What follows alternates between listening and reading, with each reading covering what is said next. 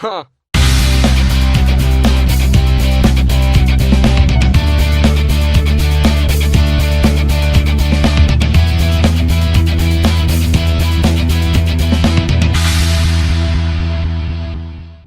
Hey folks, Dane here, Jonah Guitars, and I've got a little project that I'm looking at, and well, I've had it in for a while, looking at it, thinking about what the least amount of money I could charge for it was. So it's I'll have to look in the sound hole. I just was looking there, but I don't recall the number. So it is a Yammi FG 4220BB, and I looked it up, and it's got to be somewhere in the 70s. This particular one has a boo-boo back here. Actually, that's just a piece of missing binding and a little black binding missing, but I'll zoom you in. The whole, it got dropped or something. The whole end of the thing here is separated, and I should be able to get in there with this.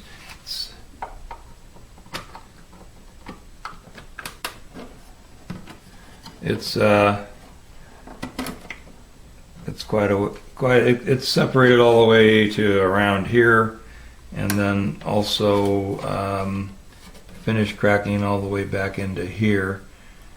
It also has a little bit of a snag right there where the tail block is loose, or the side is loose from the tail block. The tail block is also loose from the top. So matter of getting glue in there and getting it all back down. Now it's not going back together far enough to eliminate a little bit of an edge here, and I have looked at it quite a bit, and so we'll back up a little bit here. We'll back up to the point where I said it's a 70s FG 422 OBB.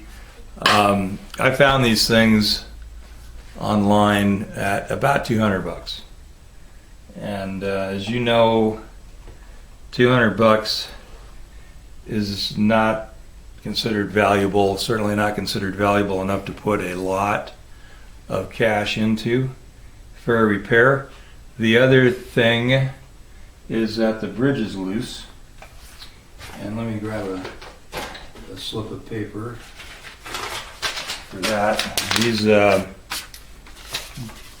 Farside or Dave Barry calendars, in this case, come in quite handy for this. You can see there that, maybe you can't see that. It's pulled up a bit, and there's no tension. Well, very little tension on the bridge right now, and so it's pulled up all the way around. If I get out of the way enough to let you see that. Anyway, yeah, so it's up all the way around the thing. So anyway, maybe you couldn't see what I was doing. I recommended to my customer, because there's some sentimental value involved here, that we just do this repair, just get the guitar stabilized as far as that goes. Down the road, if this continues to be a problem, then we can address it at that point. Because right now it's not pulling off, it's just lifted up a bit. The other problem with this, and I clamped the whole back end together so that when I put string tension on, the top wasn't pulling up. This thing has about 9/64 of action under, at the 12th fret, which is about at least twice what it ought to be. I do have quite a bit of room at the saddle that I can shave that down some. So just talking to her, obviously she's not going to pay for a neck reset, and I gave her a price on this that was just a really good, fair price, so that I could get to fix the guitar. I just like fixing guitars to my own detriment at times. But I just like to see a guitar that's halfway decent, because I played it when I clamped it together and it didn't sound bad. Anyway, I like to see guitars, have another life, get that second chance. It's probably it's why I call myself Jonah Guitars, is because I believe in second chances. So anyway, I also got inside with the light and checked things out to make sure that I didn't have, along with this being loose, that I didn't have braces that were cracked or loose also. So there aren't any brace issues in here. This is the primarily big issue right here. So I'm going to do is I'm going to take some popsicle sticks. Ta-da! And I'm going to get this pried apart in a couple places, and I will put some I'm going to use Tide-Bond and get it down in there and blow it in with an air hose, so I know I've got penetration in all these areas, and clamp that all together and let it dry. And I'm going to do what I need to do here for binding repair. And I think what I'm going to do to begin with is I'm going to tape everything together and pretty much do the binding repair, the little black strip there, and figure out what I can do with this piece and get them fit before I even do the glue up, because then when I'm doing the glue up, I will push this black one in there for sure, because it's going to get glue in it and I'm not going to be able to get in there and mess with it. So I think that if I do it as I go, that will facilitate that repair on the binding as well. So that's the plan, and we'll see how that goes. I'll probably bring you back in once in a while just for progress, and we'll go with that. So we'll see you after a while. I'll bring you back in here a second. So I had this little strip of black, and actually I got some up there too. When I did the Washburn repair, I had to buy a little bit of this. Now this is too thick for this particular application, and I've just got a little section of black right here that's missing. So it's just between my fingers is all that I'm dealing with.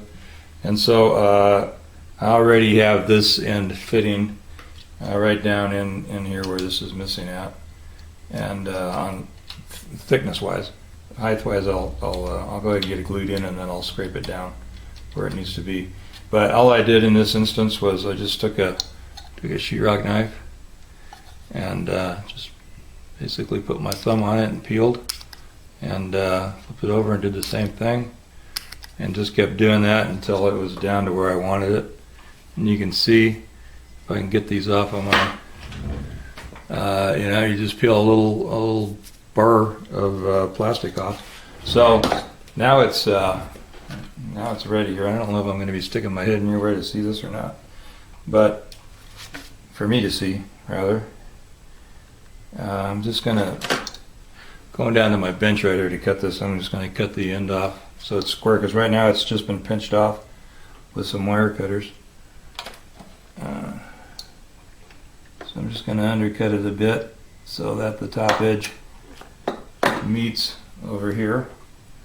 And this was just kind of broken off, and so it's a little ragged looking, and it's going to have to sit on top of that. So I'm trying to see what I'm doing here. That's not bad. Alright, so now all I need is a length. So that's what I'm doing. Just really fine work trying to get this little piece of binding in right there. And I've only been working on this for just 5 minutes or something. So I'm gonna just cut the black binding here down just straight, so that I can make a fairly decent joint on the new binding.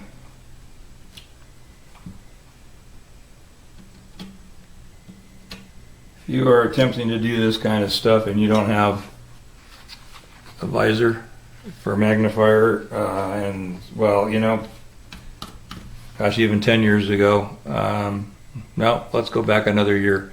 11 years ago, I could do this without magnification, but I suddenly became blind at 52, so I've been having to wear cheaters. But then even beyond that, the visor works miracles. So anyway, all right, I'm going to turn you off again, and I think I'm going to be right there. So now I have a mark. All right, guys, I'll bring you back. Okay, so I've spent a few more minutes fiddle farting with this little black piece, and it fits in there now and is pretty snug. And now I am working on there's an actual gap right here on the edge in the white, and we'll see if we can't get into there. Yep. So I have a piece of white binding. It's whiter than this. I also have let's see here, I also have some ivory, but it's too yellow.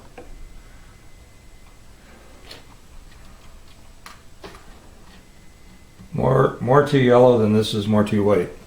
And I probably not, because of the amount of time I've allotted for this build. I probably am not going to spend a whole lot of time trying to get this to blend color-wise.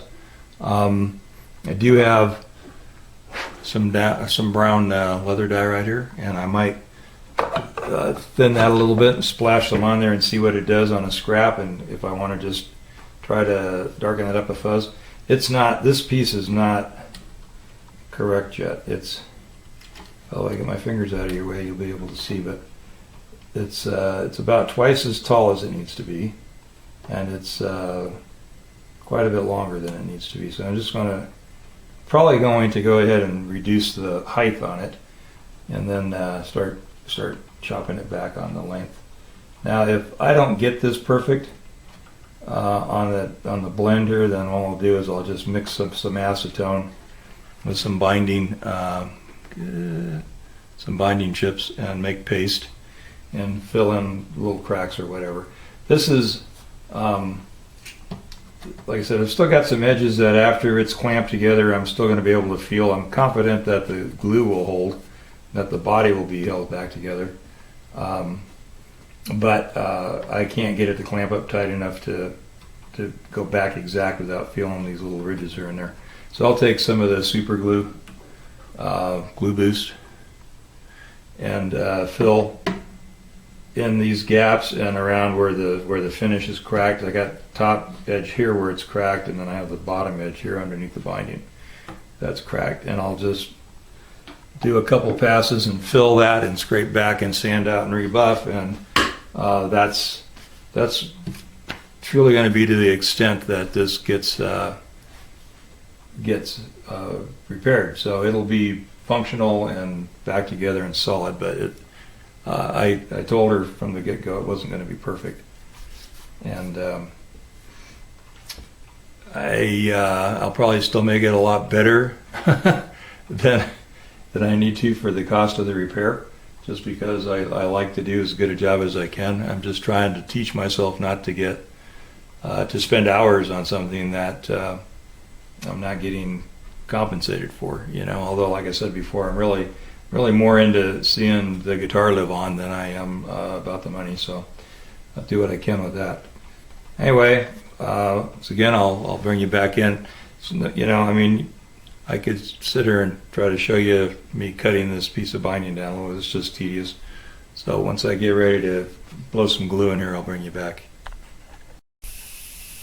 Okay, so let me explain what's going to happen here. The air compressor is likely going to kick in any minute and destroy things. I'll edit that out as much as possible.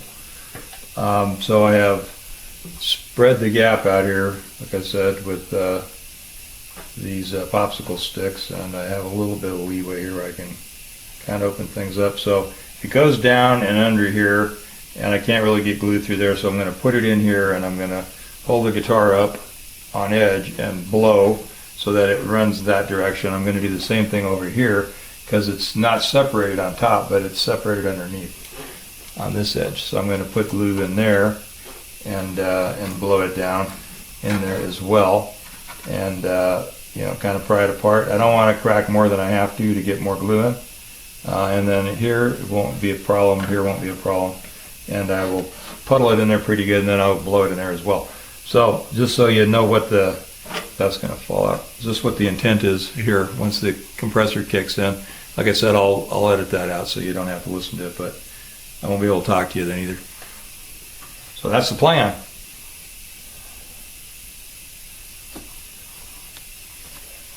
Maybe I should say as well that the plan is, once that's done and I have this taped and clamped in position, I'm going to drop a little super glue in here, glue the binding parts back together, tape all that down. Once everything's dry, so here we go.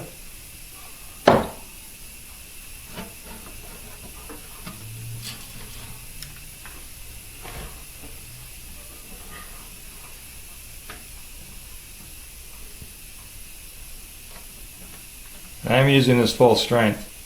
In some instances I might thin it down, but not in this case, because what gets in there I want to make sure is good solid stuff. I should have gotten some water previously. I have it right here though, just to wipe this residue off of the finish as I go. Just to be on the safe side. It will come off, but it's much more difficult after the fact.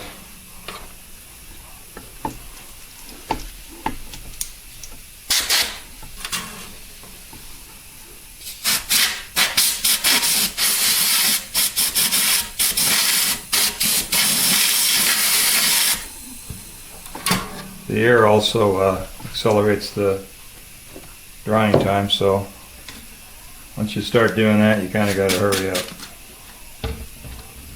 So I hate to get all the glue in there and then have it already set up before I get it together.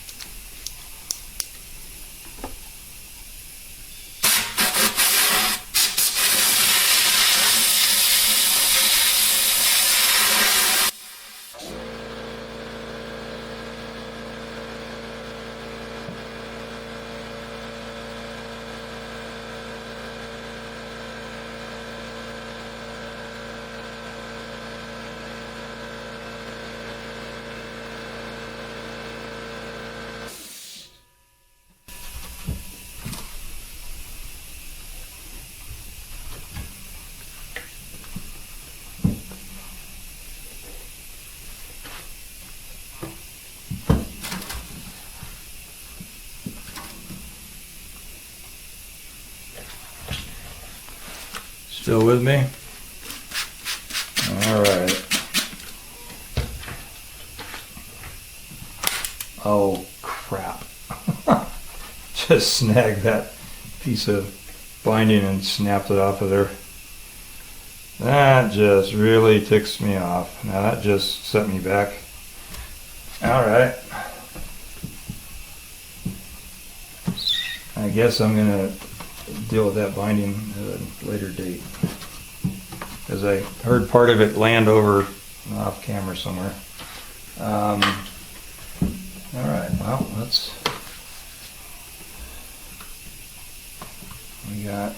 I'm gonna go ahead and squeeze it, I think, before I tape it.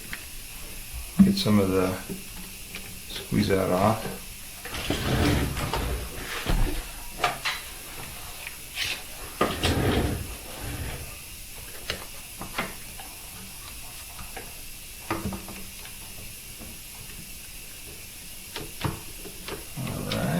This side going together really nice. I wish it had snapped that way all the way around. But hey, you don't get to pick them.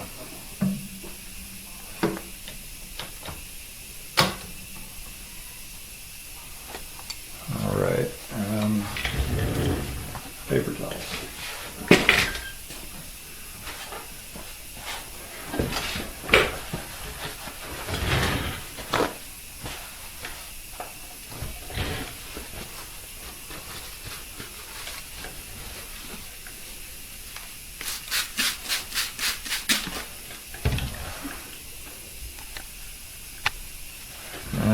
So now I'm going to try to get in here and wipe some of that off.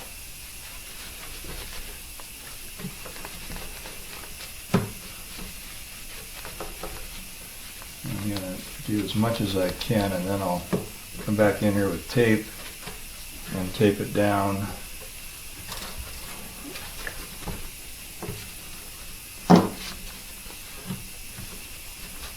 I don't know what kind of finish this is, but it's not liking the water. I would suspect lacquer, but I just don't think they would have done that. The lacquer tends to cloud up like that when you smear water on it.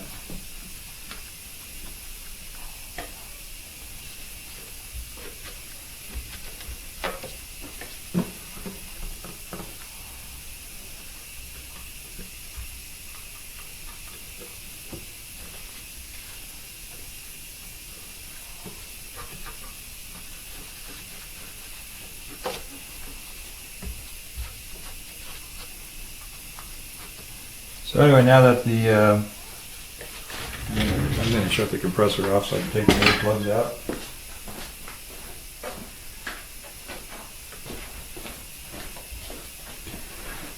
Now that binding snapped off, I'll just have to fit pieces, because the piece of the black came off with this as well.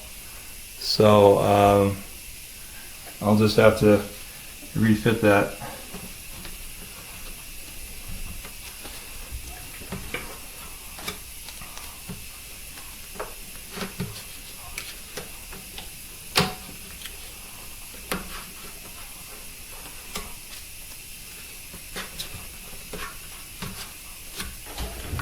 And I want to wipe that off to make sure I don't have something in the way here. I'll clean that out at some point.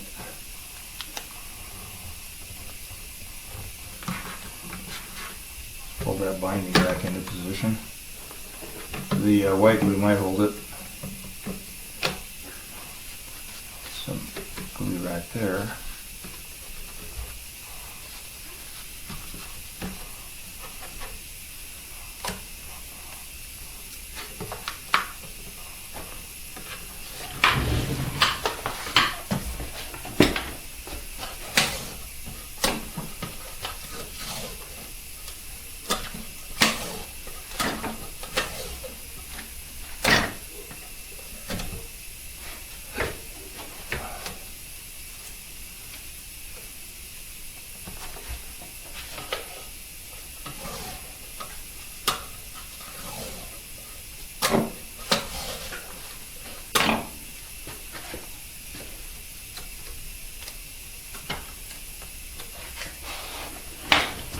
doke. Let's take another look over here. See.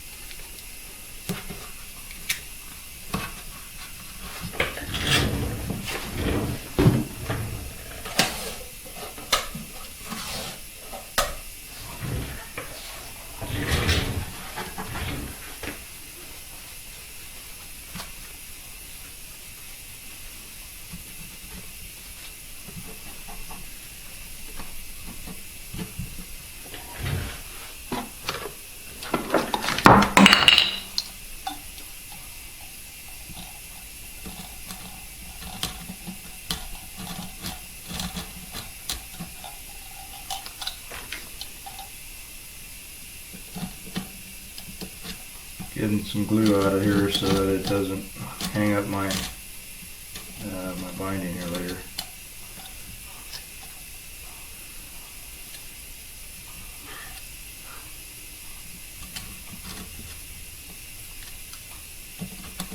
And I've got pieces of old binding that are stuck down there, which is I can get out of there later with a chisel. So there we go.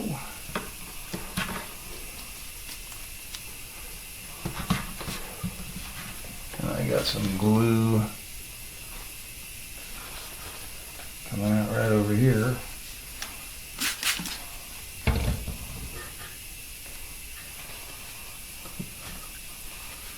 So let's see about that.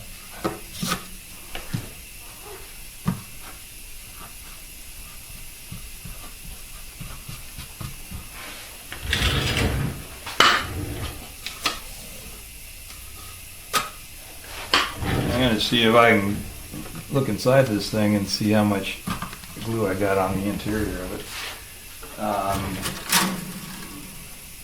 If I can get in there. There's my mirror.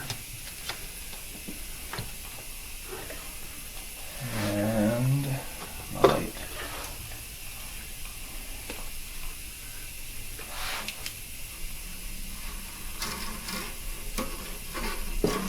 I don't know why I didn't just take these strings off already. Let's see what we got. Well, I do have a good amount of squeeze out in there. Actually, oh, right over the top of the tail block too, where I know I had a problem. And I can't tell. I don't see it on the other side. I don't see it around here, but it went in up underneath. So it's on the outside of the kerfing probably, but I don't see it on that side. But yeah, I'm really happy that I do see it on top of that tail block, coming right over the, right off the top of the tail, which means I got good penetration on top of there. That's good. Anyway, I'm going to pull the strings off this thing and get a good soggy towel and go in there and wipe the glue. I've had good glue that's dribbling down all inside here and even splattered up against the top and down along the side here, so I don't want to leave that in there if I can get it out. but I'll take care of that right now. All right. So I run these scenarios through my head quite a few times during the week when I'm thinking about what I'm going to do and exactly how I might approach a job. This really went exactly the way I thought it would go, but earlier in the week when I was thinking about it, I had planned on stuffing some rags or paper towels or newspapers, something inside, so that when I blew the glue in, I wouldn't have glue just splattering all over the place. So as it turned out, it wasn't bad, but I did have, well, and I just found another little spot. There's a little bead of glue stuck to the back right there. I cleaned that up all pretty good here. It was still heavy enough that it was kind of wet, but the stuff that splattered wasn't quite so easy to get off. And so basically on the bottom side over here, because I was blowing this way, it just blew through and splattered over here. Kind of looks like a drywall, mud texture, not quite that heavy. Not that heavy at all, I'm exaggerating grossly. But so I cleaned that up. But yeah, that was one of the things that, and I'm sure that if you do this sort of thing, you probably do the same thing where you kind of go through what the process might involve, especially as I was trying to quote this and decide, just how little of time I could spend on it, which equals how little that they might pay, or how more reasonable I could make it. So anyway, I like to work through all that. So yeah, I forgot to do the whole rag on the inside and kind of not have glue just splattering everywhere, but I did have a little bit. Not the end of the world. It cleaned up pretty good. I got a couple pieces I can see right here that I'll just go in there with a little razor blade scraper and just clean them up real quick. But they're not coming off with the wet water. I mean, a relatively damp rag, they're not coming off of there. I don't want to put so much in there that I'm saturating things. At any rate, that's it. You can kind of see what's going on here. It's just tape. It really hasn't been that long. I just didn't put them on there because I had my hands in. I'm just going to go ahead and put a little extra pressure right here at the tail block where I mentioned that I was getting some squeeze out for sure. And then right here at kind of like the worst point, and then just around the other edge here as well. So just a little extra pressure there, just to help the tape, and just staying right out on the edge because you don't want to squeeze over onto the thin part of the top of the back. All right, I'll bring you back in when I start fiddling with that binding again. So all that precursor, the 15 minutes or so I spent working on that, just kind of went out the window because I caught that with a rag and snapped it off. Anyway, we'll see you later.